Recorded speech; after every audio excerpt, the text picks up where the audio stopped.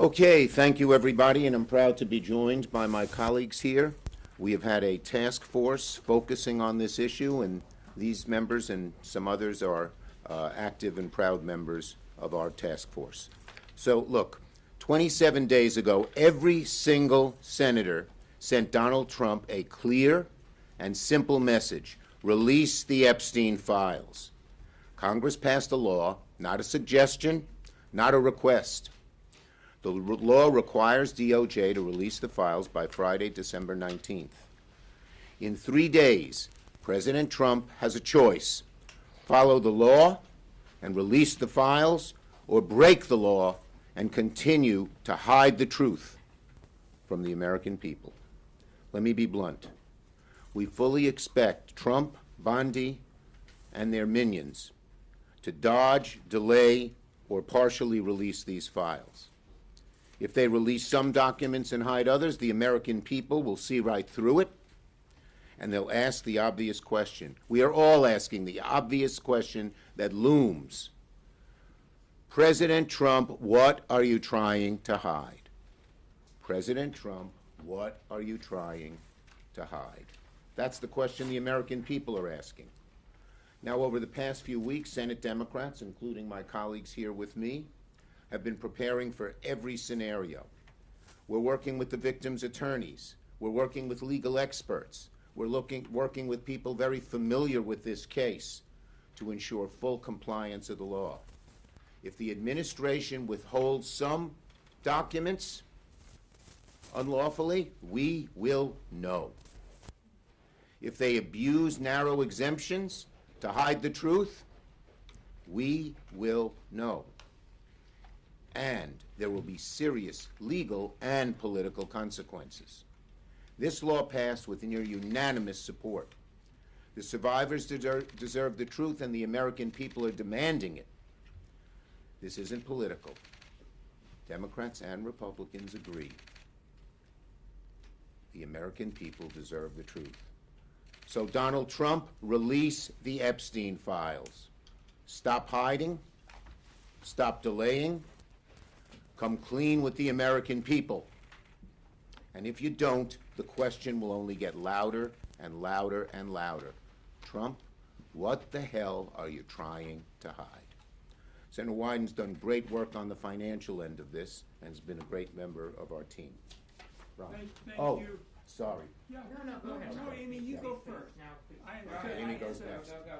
You're closer to the microphone. Thank my colleagues, and there are two cover-ups that need to be discussed this morning. The first involves the Department of Justice, and that is urgent business that we're focused on this week. The second cover-up is being conducted by the Treasury Secretary, Scott Bessent, and it deals with the financial aspects of how the sex trafficking came to be.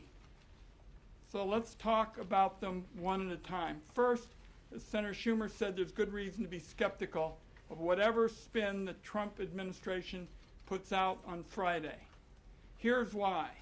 This wouldn't be the first time Bondi tried to trick the public with a binder full of chicken feed. That's what she did back in the spring, which infuriated MAGA voters, who took Trump and his cronies at their word that they'd release the files. Second, the cushy treatment by the Trump administration of Ms. Maxwell is totally unacceptable. She was right at the heart of the most notorious sex trafficking ring in modern American history. Despite that, Donald Trump himself said a pardon for Maxwell is on the table. Third, the Trump administration did assign hundreds of FBI agents to look at the Epstein file, but it wasn't to hunt down any more pedophiles. It was really to comb through the files for Donald Trump's name. Why? To protect him from public scrutiny. From the beginning, that's what they focused on with respect to Epstein. So Trump and Bondi do not deserve the benefit of the doubt. Second, we need to look at what Scott Bessent and the Treasury Department is up to here. They've got another massive set of Epstein files. It is a critical fight for transparency and to find out how this horrendous sex trafficking operation was funded. For nearly 4 years, Finance Committee investigators have been on this, and we have been following the money. And to do that, you've got to get access at the Treasury Department to the records that we have seen. The staff of major Republicans have seen them, and then the file is made up of thousands and thousands of bank documents. And my investigators say that it is a financial roadmap into how Epstein hurt so many families. It shows who was paying Epstein and where his money was going. It shows what banks enabled his trafficking despite evidence of money laundering and despite the knowledge that he was a sex offender. It shows payments that look like the result of blackmail. It shows big outflows of money to Eastern Europe, Turkey, and Russia, and it includes the names of women and girls. My investigators saw a large portion of these records in 2024 under the Biden administration, but the Trump administration is denying us the file today. It's important for the American people to find out how all of this was financed, and that means getting our hands on the file to investigate further. The Secretary of Treasury, Mr. Bessent, has refused now multiple times to hand it over to our investigators. Ridiculous excuses, again and again. So we have introduced legislation to compel him to turn this over to Senate investigators. And I will tell you that Epstein survivors are already filing suit, against banks because they think that this information is so critical to finding out how they were exploited. So it is time for the stonewalling to end. That's why I so appreciate what my colleagues have done to get this information out on Friday, and the administration is required by law to release the Epstein files at DOJ. I'm here to say it's got to be done at the Treasury Department as well, because we find in America you capture corruption by following the money, and that's what was so critical at this point to the second investigation. Thank you, Leader Schumer, and I thank my colleague, Senator Klobuchar. He's been working very well on this, and we appreciate it. Thank you very much. Thank you, Senator Wyden. Thanks for following the money, something that's our creed as my former job as prosecutors. Whenever you're solving a case from the smallest theft to big rings, and I appreciate that. So let's remember what this is all about. This is about exploitation and abuse. These victims deserve justice, they deserve transparency, and they deserve accountability. Example, Danielle Bensky, 17, recruited into Epstein's circle. Her mom had a brain tumor, and Epstein told her he could help her mom, but only if she abided by his demands, including recruiting other girls. He told her, I can use it to help you, or I can make it very difficult for your mother. That horrific crime, one of many, is why the House voted 427-1 to release the files and why the Senate unanimously passed the bill on Senator Schumer's motion. That bill set a specific deadline, December 19th, and it is a must. It's not a may, it's a must. And it says that no record shall be withheld, delayed, or redacted on the basis of embarrassment, reputational harm, or political sensitivity. With this deadline, they will show whether they are really going to stop covering up or they're going to protect these powerful abusers. If they redact these files heavily, it will be clear they are hiding something. Because maybe it's because Donald Trump is mentioned 1,500 times. Maybe it's because they want to shield wealthy donors who are implicated in these files. Regardless of the reason, if these files are heavily redacted without justification, Americans will know that they are once again, this administration, siding with the rich and the powerful. Remember, if the president was actually serious about truth and transparency, his administration would have released these files months ago. All the way back in March, the Attorney General said everything is going to come out to the public. The public has a right to know. It's been 9 months. 9 months. And if the administration withholds or heavily redacts these records, it will be clear whose side they are on. We know the money, follow the money. They haven't released those yet. And then when it comes to this, they literally have the power of the entire Congress telling them, get them out there now. That's what these next few days will tell us. And with that, I turn it over to my colleague who's been working on this for months and been right out front on it, Senator Merkley. We smell a rat. Why? The president campaigned on releasing the files. Pam Bondi assured everyone the files would be released. Kash Patel said the files will be given to the public. And yet here we are. Not a single bit of these files has been released. And then what happened? Well, we had over in the House bipartisan leadership with Ro Khanna and Thomas Massie and a discharge petition. And as the discharge petition started to reach the critical number required, the House went on 8 weeks of vacation in order to avoid releasing these files. That's never happened in American history. And then we find, as they were coming back, what happened? An announcement that some new investigations were being launched. That was on November 14th. And on the evening of the 18th, Senator Schumer went to the floor, asked for unanimous consent that the bill from the House be deemed passed when it arrived in the Senate, and unanimous consent was secured from all to send this message. And what happened the next day? Pam Bondi gets up and says, we have this new information to justify new investigations. The timing of that's awfully suspicious. So the leaders in the House and the Senate demanded a meeting. We wrote to Pam Bondi, Ro Khanna, Tom Massie, myself, Ben Ray Lujan, and we were joined, and I welcomed the bipartisanship of Senator Murkowski to say, we want to know what you're up to. Meet with us and explain these new investigations. What is this new evidence?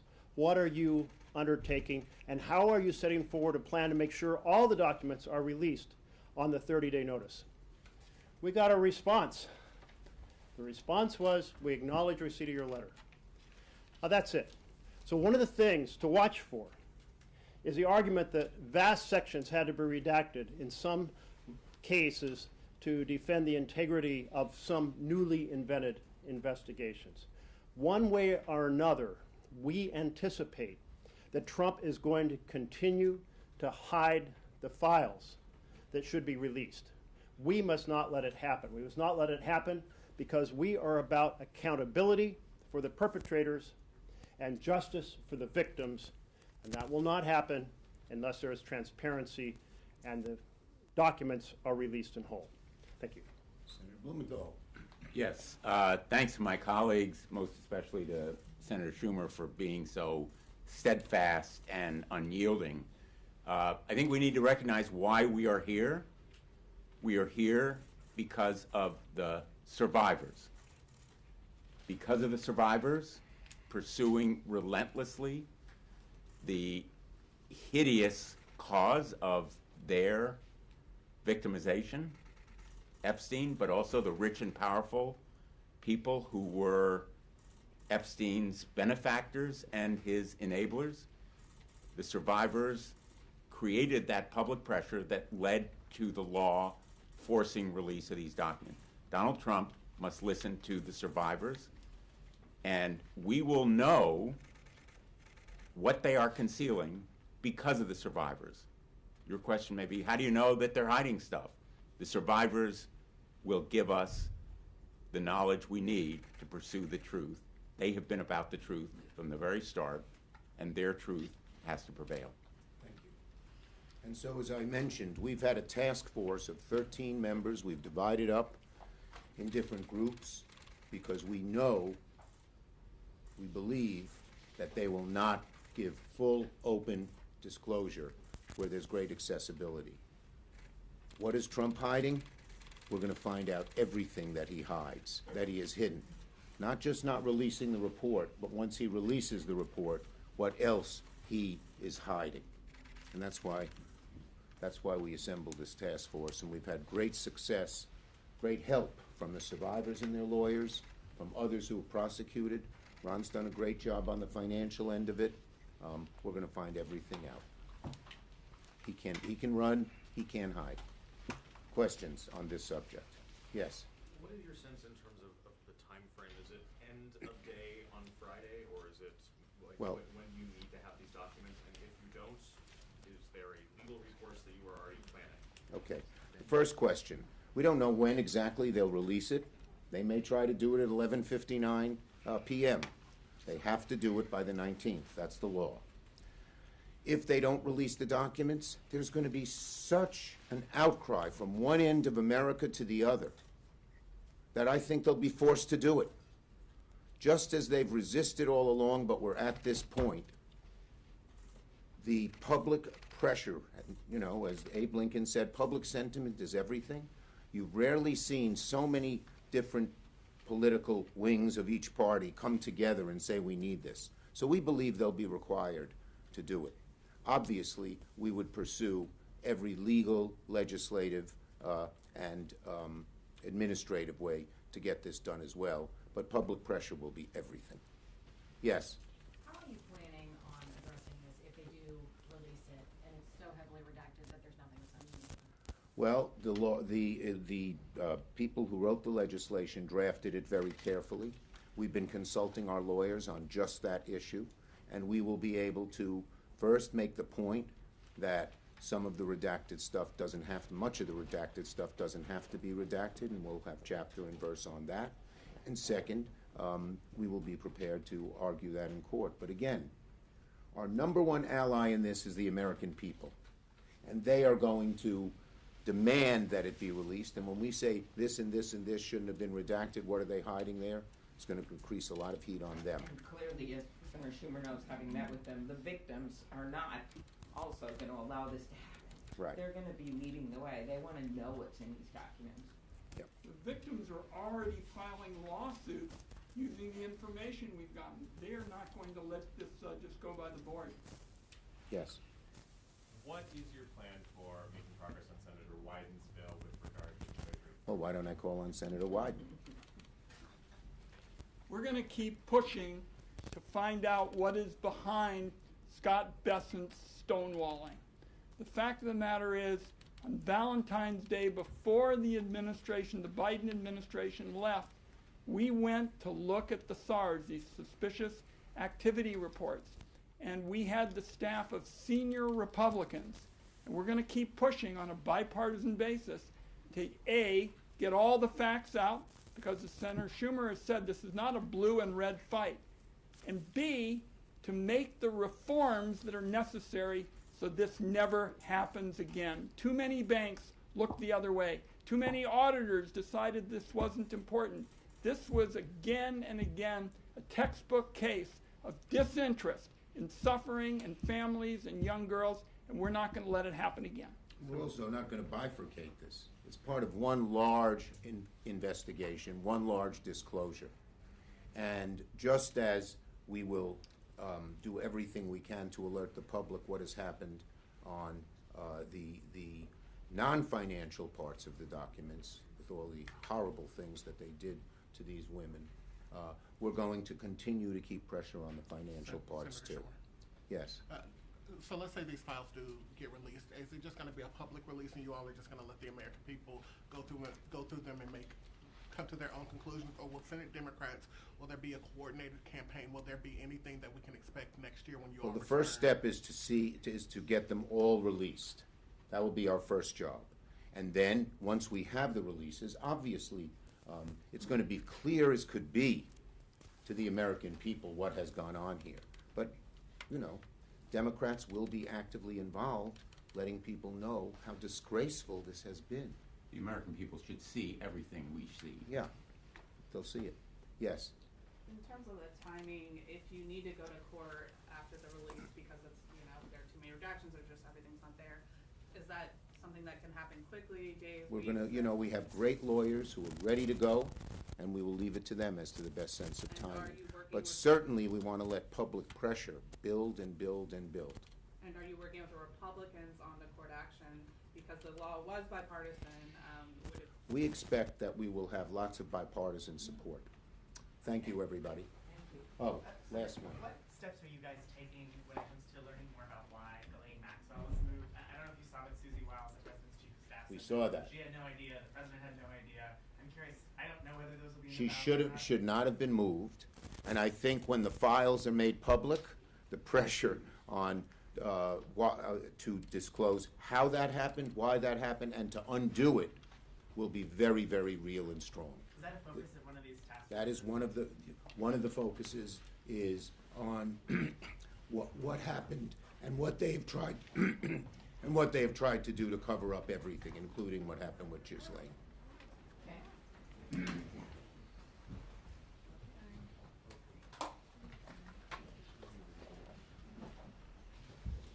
Everybody, you should know we expect to have some more information tomorrow on an additional piece of how outrageous the financial abuse that Epstein is involved in are.